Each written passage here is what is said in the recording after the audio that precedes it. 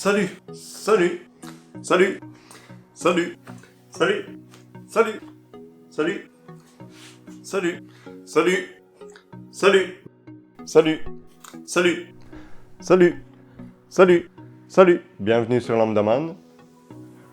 Ça passe vite un an, hein?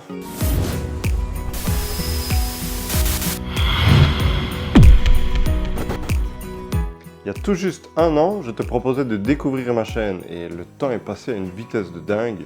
Je pense qu'en un an, on peut voir une petite amélioration. Une toute petite, d'accord, mais quand même. Quand même. J'ai testé des choses, des éclairages différents, parfois sans le vouloir. Je me réalise que je filme tout depuis le début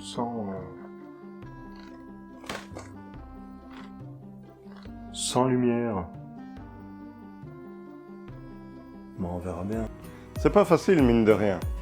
J'ai un gros problème d'écho dans cette pièce dont j'ai essayé de résoudre en achetant diverses choses. Vous avez pu constater certains changements dont je ne suis pas encore satisfait, mais bon, il paraît que Rome ne s'est pas faite en un jour. Bonne nuit, Obélix. Bonne nuit, Astérix. Debout. Vous êtes attendu. Où sommes-nous? Vous êtes à Rome, devant le palais de Jules César. Ce qu'il y a quand on ne fait que regarder des vidéos YouTube, on se dit que ça doit être facile d'en faire. On se filme, on fait un petit montage vite fait, on met en ligne, et voilà! Ben non. Bon, pour avoir fait 2-3 petits montages dans le passé, je savais que c'était pas si facile que ça, mais pas à ce point. Et on me demande souvent combien de temps il me faut pour faire une vidéo. Mais commençons déjà par la création de la chaîne. Premièrement, il faut avoir une idée à proposer. Ou plus, c'est mieux. Trouver un nom de chaîne. Pas évident. Et ensuite, tout dépend de ce que tu vas proposer comme contenu. Rien que ça prend du temps avant de se lancer.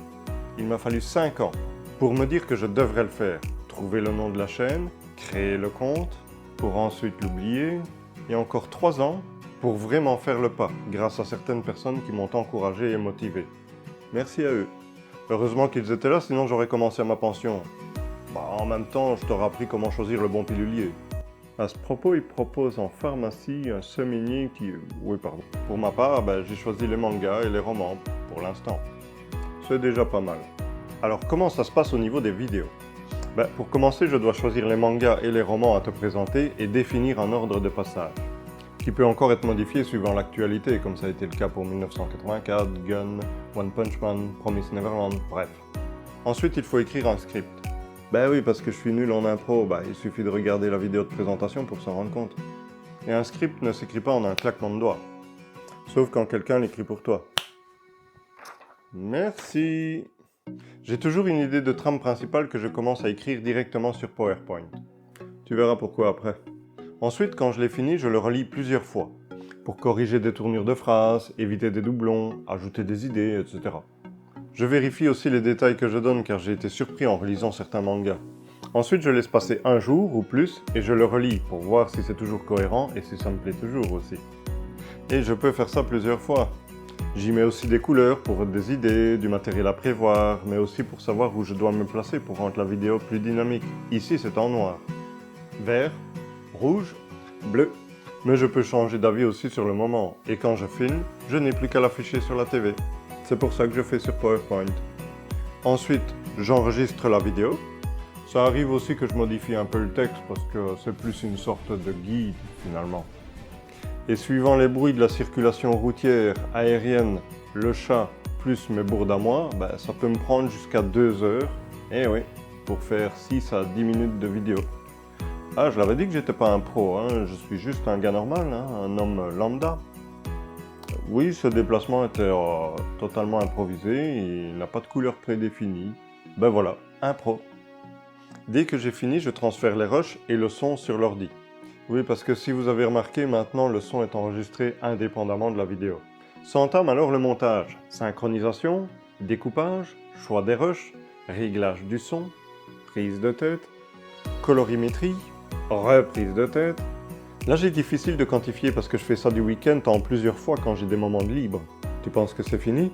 Non. Il faut trouver la musique qui va avec la vidéo ou avec certaines séquences. Ça peut durer très longtemps. Heureusement pour les mangas, le thème est toujours le même, mais quand je dois en trouver une supplémentaire comme pour The Promise Neverland ou plusieurs comme pour les romans avec les 10 petits nègres, là c'est chaud. Parce que je peux en trouver plusieurs qui me plaisent, mais du coup je teste chaque musique avec les séquences pour pouvoir évaluer ce que ça donne. Le pire c'est quand j'hésite entre deux. Et c'est très long. Pour la comptine des 10 petits nègres et pour le moment intrigant dans The Promised Neverland, j'ai hésité entre deux. Longtemps. Trop longtemps. Ah, je vous ai parlé de la recherche d'images ? On en parle quand les mangakas sont timides, mais une fois le montage fini, on n'a pas encore terminé. Il faut faire la miniature. Là, j'ai un canevas de base que j'adapte en fonction du contenu. Oui, tu auras sûrement remarqué que la couleur du contour annonce la catégorie. Shonen, seinen, roman, hors-série, pour ensuite composer un petit quelque chose sur le contenu qui va attirer le regard et qui permettra de retrouver mes vignettes par rapport aux vidéos des autres youtubeurs. Ah, j'ai essayé de tout optimiser pour me faire gagner du temps et garder une cohérence afin d'avoir une image constante. On ne dirait pas, mais il faut réfléchir à beaucoup de choses. Voilà. Ah ben non, il faut encore faire la description. Bon, là le début est presque toujours pareil, je change juste le nom du contenu, la date de la prochaine vidéo, mais il faut aussi que j'inscrive les musiques que j'ai utilisées. C'est pas toujours obligatoire, mais voilà, moi j'ai envie de promouvoir les artistes qui m'ont permis d'avoir une musique qui me convienne. Bon, cette fois, à part quelques chipotages sur la vidéo mise en ligne, pour remplir l'écran de fin avec le logo pour pouvoir t'abonner, le lien vers la vidéo précédente, et aller ajouter le lien vers la nouvelle vidéo sur l'ancienne. Je n'ai plus qu'à attendre les vues, un peu sous stress quand ça monte pas. Ça ne leur plaît pas. Ainsi que vos likes et vos commentaires que j'apprécie énormément. Bien sûr, c'est un résumé vite fait, mais au moins tu auras une petite idée du travail réalisé depuis 1 an maintenant.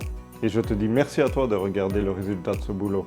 Et de mettre un pouce en l'air, de mettre un commentaire, pour me montrer que tu as apprécié ou pour me dire ce que tu en as pensé. C'est vraiment super. Allez, en route pour une nouvelle année, prends soin de toi et à la prochaine. Salut!